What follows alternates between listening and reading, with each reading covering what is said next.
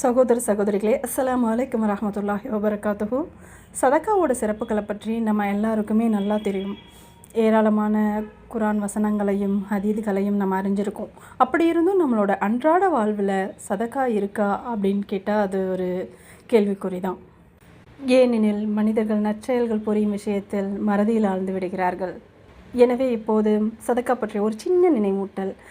முகமது நபி ஸல்லல்லாஹு அலைஹி வஸல்லம் அவர்கள் கூறுகிறார்கள், தர்மம் செய்வது செல்வத்தை குறைத்து விடாது. நம் கண்மணி நாயகம் ஸல்லல்லாஹு அலைஹி வஸல்லம் அவர்களுடைய இந்த வார்த்தை பொய்யாகுமா?